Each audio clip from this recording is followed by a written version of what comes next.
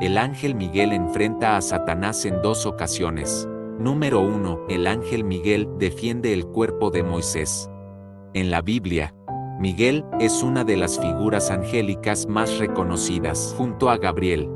Como arcángel, desempeña un papel significativo en el ejército celestial de Dios. Sus funciones y logros son a menudo discutidos y debatidos entre académicos y creyentes. A pesar de su importancia, hay mucho misterio en torno a Miguel y su lugar en la jerarquía divina.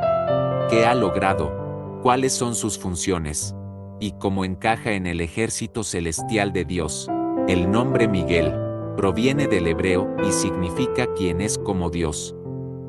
Muchos padres, independientemente de sus creencias religiosas, eligen nombrar a sus hijos Miguel, sin entender completamente el significado del nombre.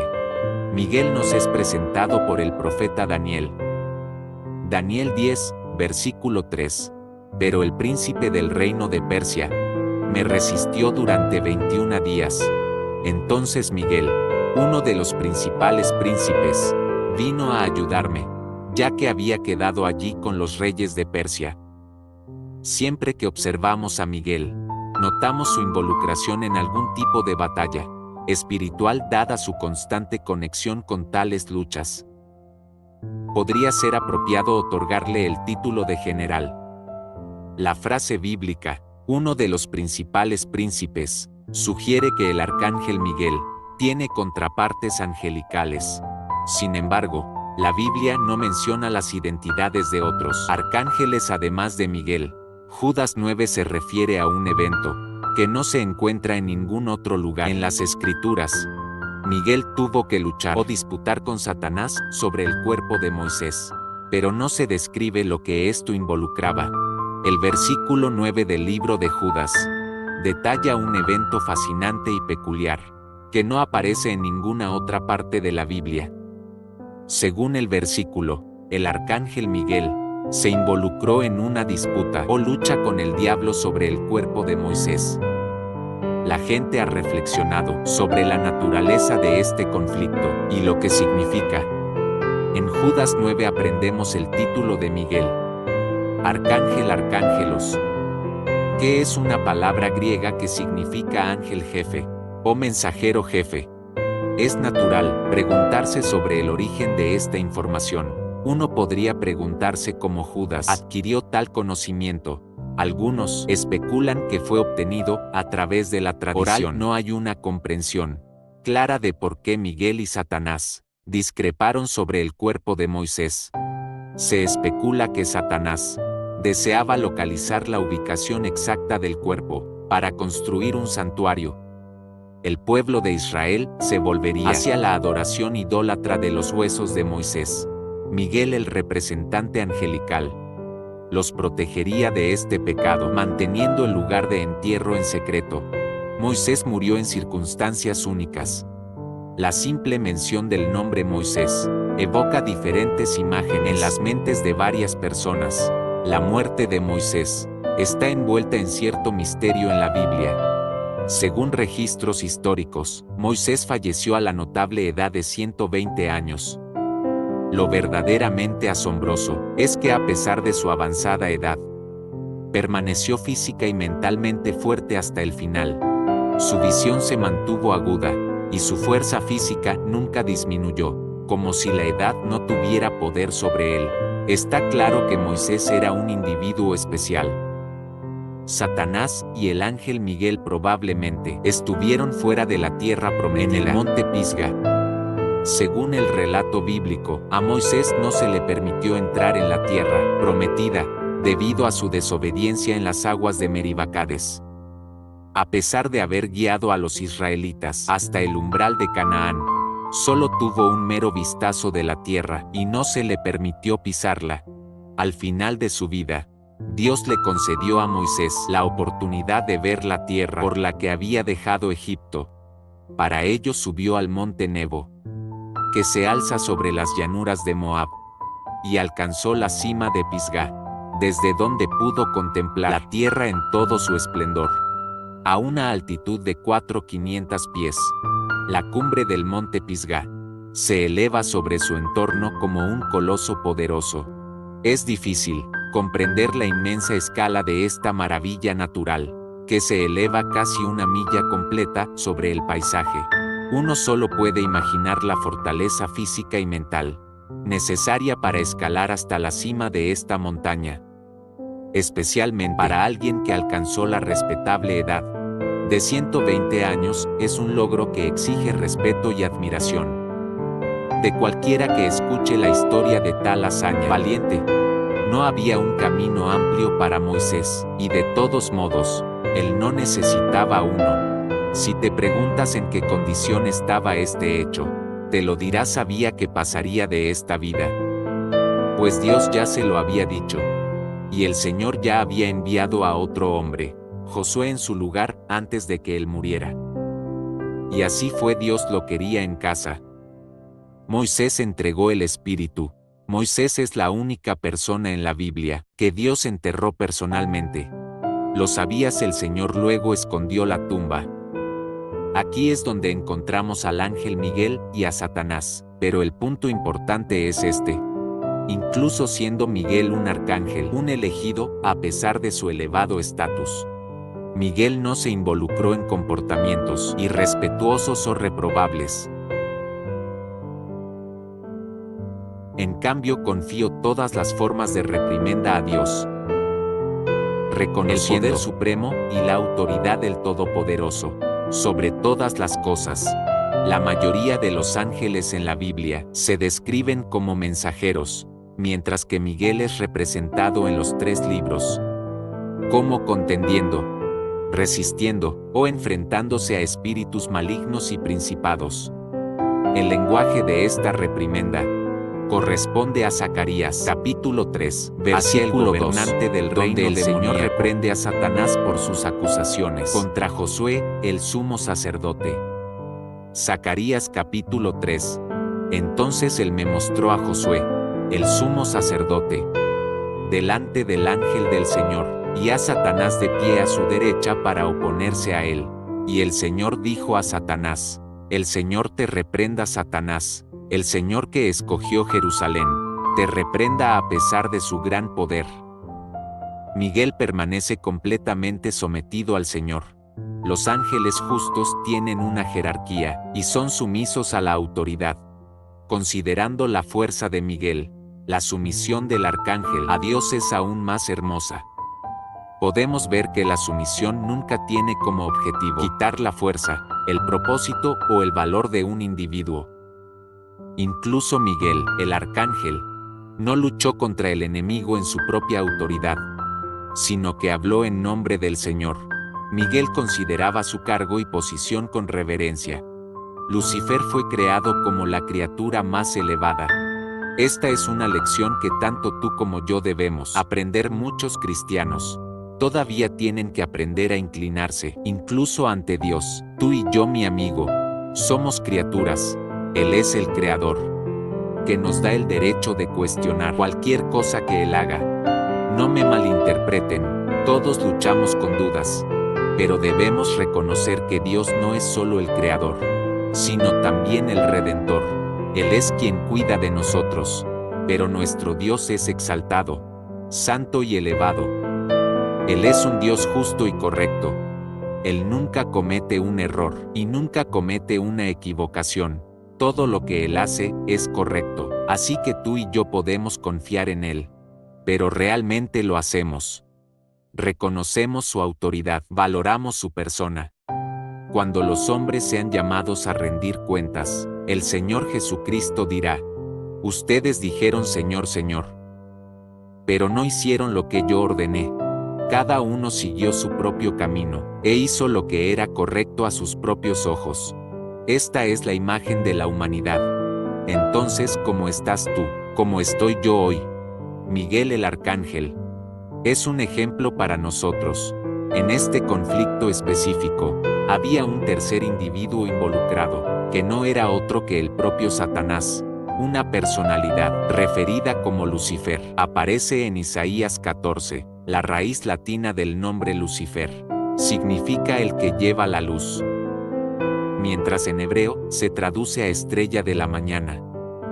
Lucifer fue retratado como un ser radiante, espléndido y majestuoso, en todos los idiomas.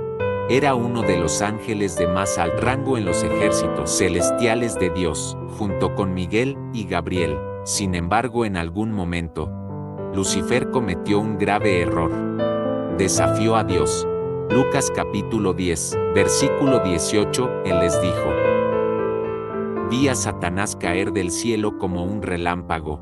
Durante una de sus enseñanzas a los discípulos, Jesús compartió una descripción vívida de una escena que él personalmente había presenciado en el cielo. Este evento ocurrió antes de que naciera como hijo de María. Usó este encuentro para advertir a sus seguidores sobre los peligros de permitir que el orgullo controle sus acciones y decisiones. La escena descrita era el juicio de Dios sobre un ángel creado llamado Lucifer. Este ángel fue creado por Dios, y alguna vez ocupó una posición de gran distinción y honor en el cielo. Sin embargo, debido a su propio orgullo y rebelión, cayó en desgracia, e incurrió en la ira del Todopoderoso. Ezequiel 28, 12 a 15. Hijo de hombre, entona un canto de lamento sobre el rey de Tiro, y dile: así dice el Señor Dios. Tú tenías el sello de la perfección, lleno de sabiduría y perfecto en belleza. Estabas en el Edén, el jardín de Dios. Toda piedra preciosa era tu cubierta: el rubí, el topacio y el diamante, el berilo, el ónix y el jaspe, el lapislázuli, la turquesa y la esmeralda y el oro. La obra de tus engastes y monturas estaba en ti. En el día en que fuiste creado, fueron preparadas. Tú eras el querubín ungido que cubre, y yo te coloqué allí. Estabas en el monte santo de Dios. Caminaste en medio de las piedras de fuego. Eras intachable en tus caminos, desde el día en que fuiste creado, hasta que se encontró iniquidad en ti. Lucifer es descrito como el querubín ungido que cubre. Los querubines extendían sus alas sobre, envolviendo el propiciatorio. Con sus alas se enfrentaban entre sí. Los rostros de los querubines estaban orientados hacia el propiciatorio. Lucifer era ejemplar en belleza. El orgullo lo llevó a desafiar a Dios y a buscar un lugar de igualdad con Dios. Aparentemente, Lucifer tenía autoridad sobre un grupo de ángeles, y logró alienar a algunos de ellos de su lealtad a Dios. Los llevó a unirse a él, en su rebelión contra la autoridad de Dios.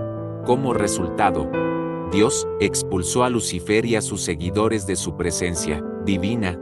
La historia destaca los esfuerzos astutos y persistentes de Lucifer para alejar a los ángeles de Dios, y su caída final, debido a su arrogancia y desobediencia.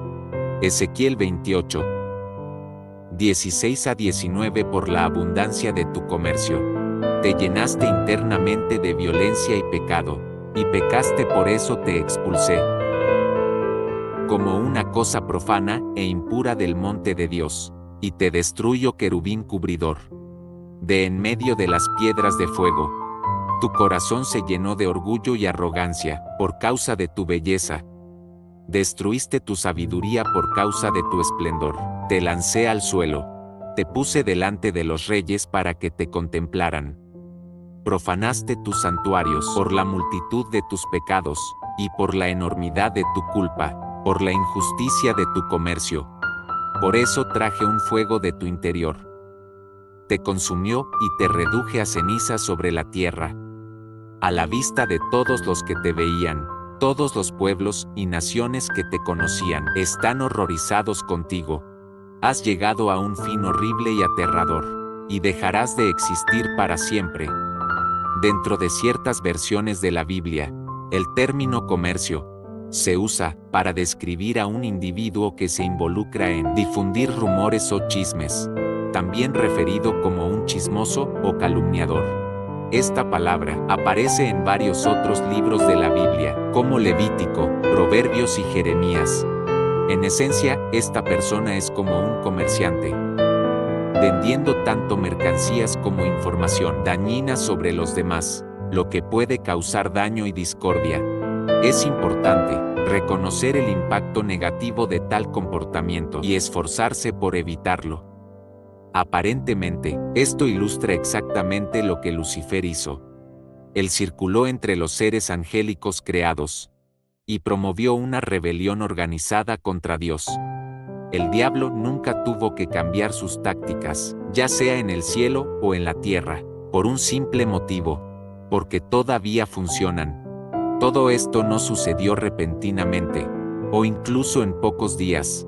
No tenemos manera de medir el tiempo que Lucifer tomó para promover su rebelión, pero fue tiempo suficiente para que organizara una revuelta cuidadosamente planeada contra Dios y convenciera a una estimada tercera parte de los ángeles a unirse a él. El corazón de Lucifer se elevó en orgullo por causa de su belleza, y esa fue la razón por la que fue expulsado del monte de Dios. Creo que es vital para todos nosotros darnos cuenta de que el primer pecado en el universo no fue asesinato ni adulterio, sino orgullo. Fue el orgullo el que generó la rebelión. Además, fue el orgullo resultante de las bendiciones, de las cuales el propio Dios fue el autor. Dios le dio a Lucifer su poder, autoridad, belleza y sabiduría. Todos esos eran dones de Dios. Isaías capítulo 14 versículos 11 a 15. Tu orgullo y la música de tus arpas han sido llevados al Seol. Gusanos se extienden como tu lecho debajo de ti, y gusanos son tu manta. ¿Cómo has caído del cielo, estrella de la mañana, hijo del alba?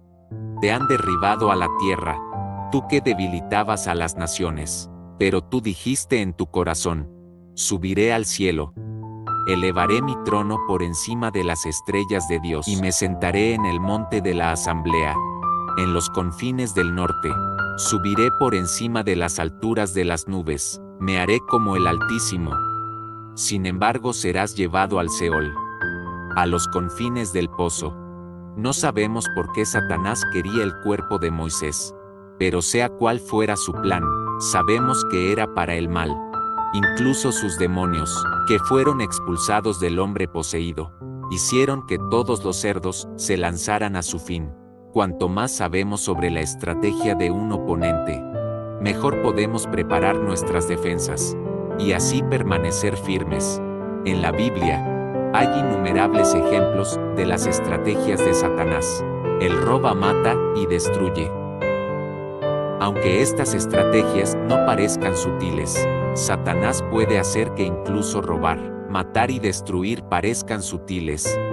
Ahora, según esta cuenta, Miguel se levanta en defensa de Moisés, y con el celo de un espíritu íntegro y audaz, le dice a Satanás: el Señor te reprenda. Número 2. La guerra en el cielo. Miguel enfrenta al dragón y a sus ángeles caídos. Juan revela la batalla entre Satanás y el ángel Miguel. En el libro del Apocalipsis. El libro del Apocalipsis se destaca de los otros libros del Nuevo Testamento por su mensaje único. No solo se dirige a la iglesia del primer siglo, para quienes fue originalmente escrito, sino que también tiene un mensaje para la iglesia a lo largo de las diversas eras, especialmente para aquellos que viven durante los tiempos finales y presenciarán la segunda venida de Cristo. El apóstol Juan escribió un libro único, que es uno de los pocos que contribuyó al Nuevo Testamento. Este fue su último libro, escrito poco antes de su muerte. El libro del Apocalipsis habla sobre una guerra. Para que cualquier equipo gane, debe haber un enfrentamiento. Apocalipsis 12 describe la batalla final entre el bien y el mal. El ejército del cielo enfrenta al dragón y a sus ángeles. Eventualmente triunfa el bien. Apocalipsis capítulo 12 versículos 7 a 8. Y hubo guerra en el cielo. Miguel y sus ángeles lucharon contra el dragón. El dragón y sus ángeles lucharon, pero no prevalecieron, y ya no se encontró lugar para ellos en el cielo. La guerra estalló en el cielo. Dios cambiará el rumbo contra Satanás, en el punto medio de la gran tribulación, primero en el cielo, luego en la tierra. Satanás será negado el acceso al cielo como resultado de una batalla, mientras Satanás probablemente se dirige al infierno. Actualmente no está allí. Es común ver dibujos animados, retratando a Satanás en un traje rojo, con un tridente y cola puntiaguda. Pero ese folclore medieval apenas es fiel a la imagen bíblica. En Job 1, Satanás es mencionado como teniendo acceso al cielo y visitando la presencia de Dios allí. Esto nos lleva a Apocalipsis capítulo 12, donde el diablo y sus secuaces marchan sobre el cielo, creando un conflicto espiritual cósmico. A medida que el dragón luchaba, no prevaleció. El arcángel Miguel fue el campeón de Dios y el comandante general de las fuerzas de Dios. ¿Cómo se libra esta batalla? Sabemos que es una lucha real, pero ¿es una batalla material o espiritual? Nuestra batalla con Satanás y sus demonios es espiritual, librada en el campo de batalla de la verdad y el engaño, del miedo y la fe. Efesios capítulo 6, versículo 12. Porque no luchamos contra carne y sangre, sino contra principados, contra potestades, contra los gobernantes de este mundo de tinieblas, contra las fuerzas espirituales de maldad en las regiones celestiales. En cuanto a los ataques materiales contra el creyente, Satanás y sus demonios fueron desarmados en la cruz. En su obra clásica, El paraíso perdido, el gran poeta Milton imaginó esta batalla. Miguel ordenó que sonara la trompeta del arcángel. A través del vasto cielo resonó, y los ejércitos fieles corrieron hosana al Altísimo. Ni se quedaron quietas las legiones adversas, ni menos horribles se unieron al terrible choque.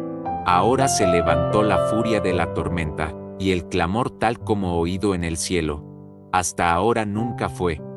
Apocalipsis capítulo 12, versículo 9. Y fue lanzado fuera el gran dragón, la serpiente antigua, que se llama Diablo y Satanás, que engaña al mundo entero.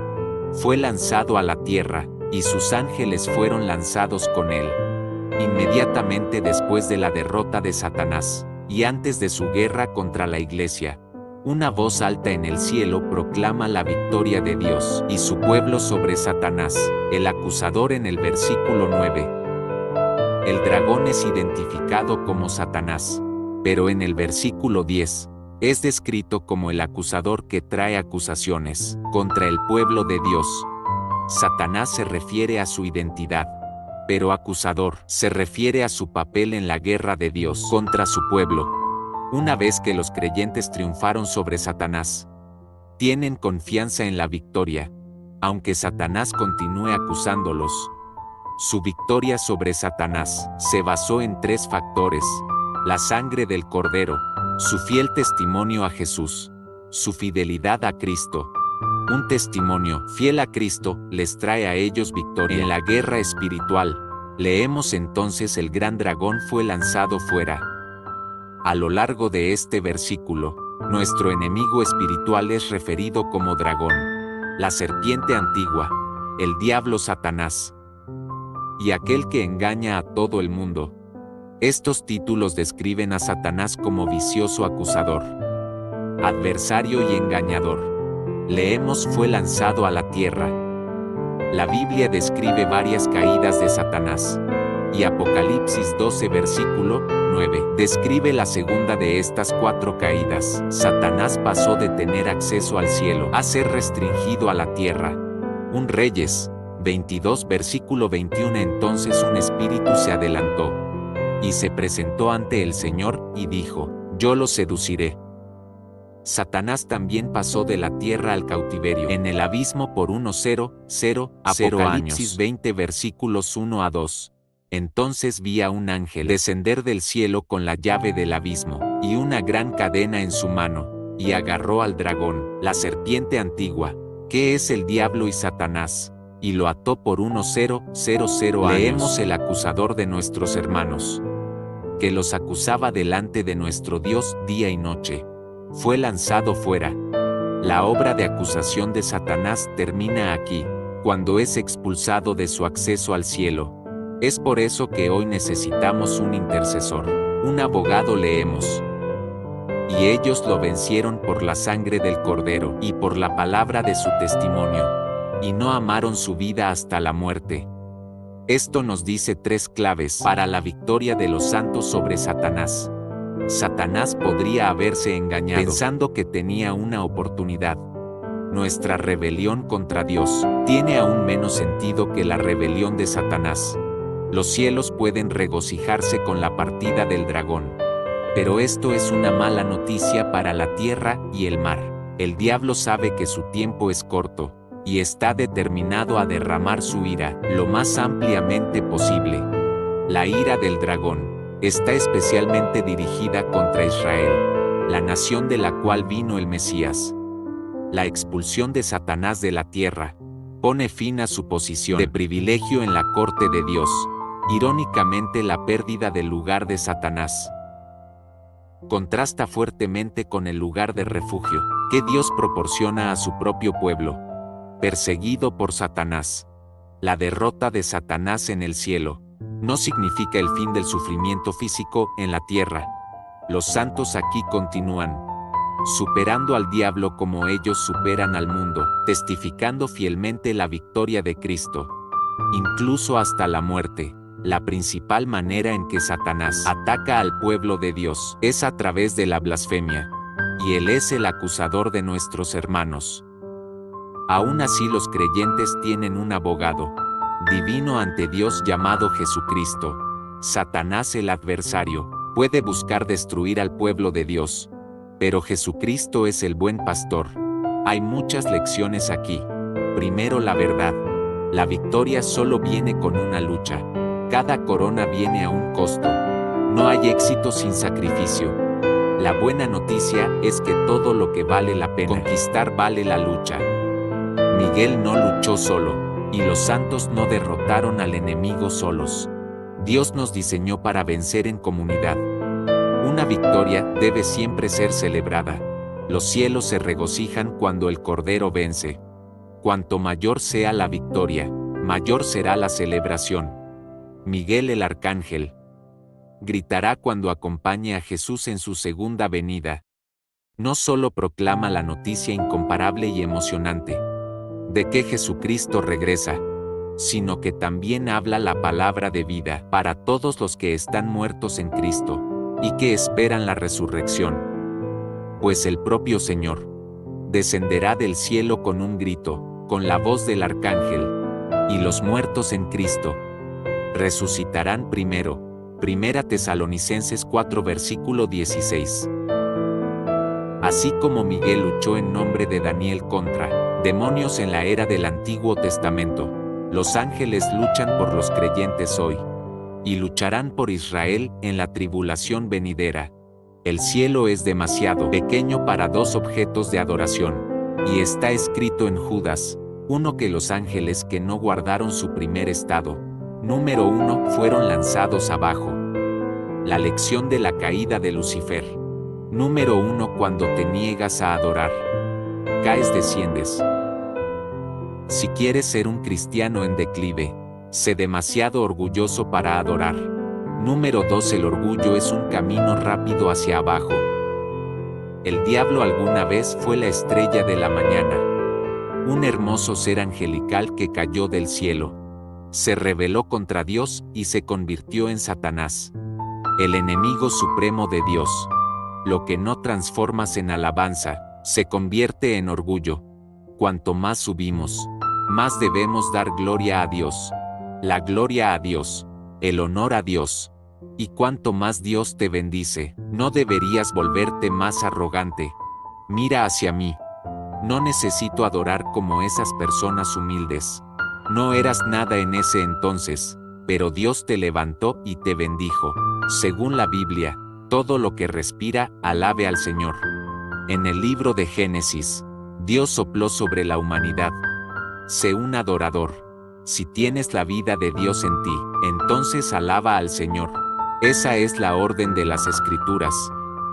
Fuimos justificados para glorificar Fuimos liberados para amarlo.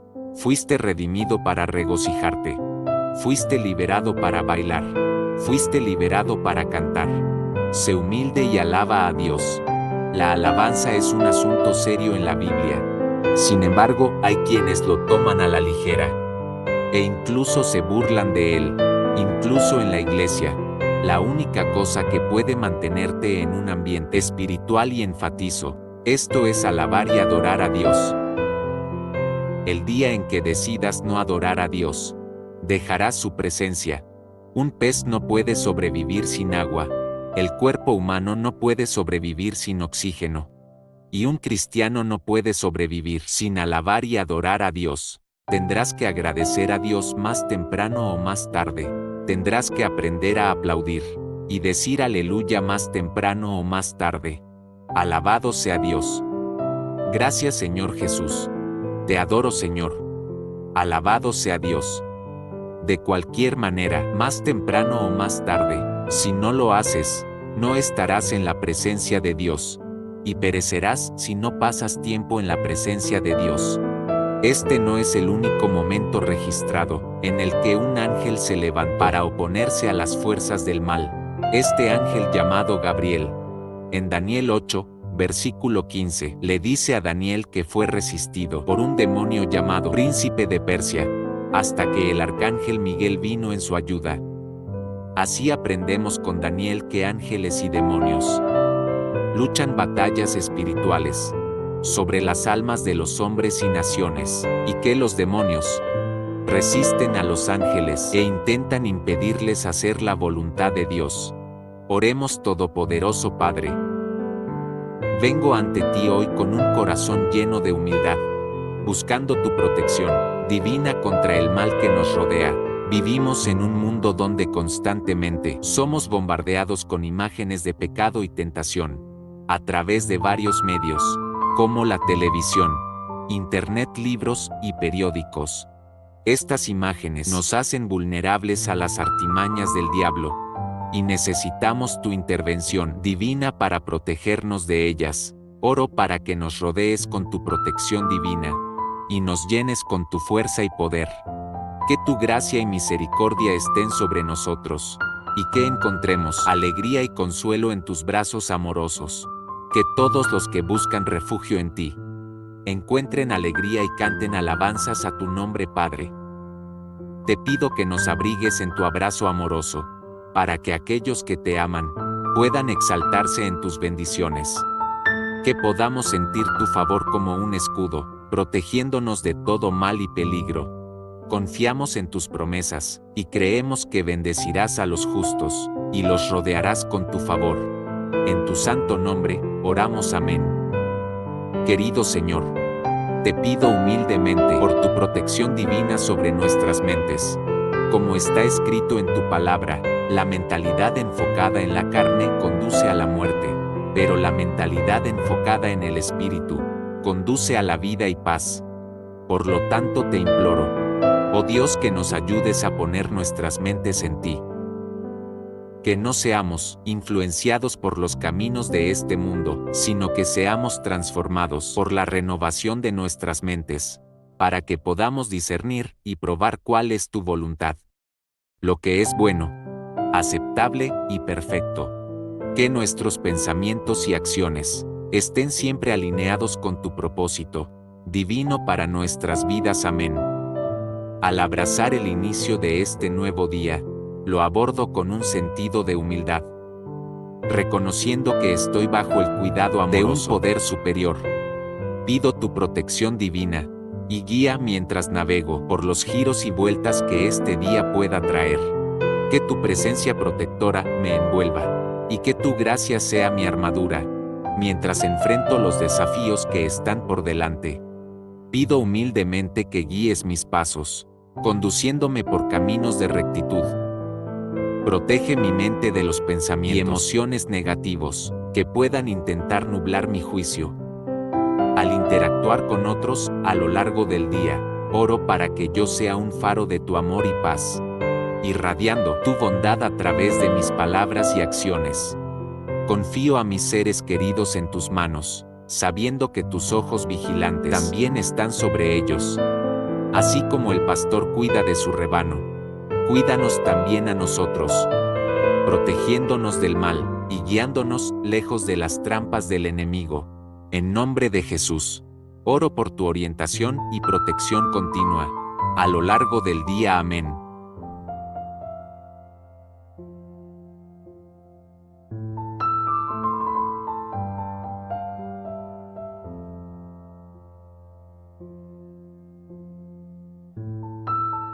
Si te gustó, dale like y suscríbete.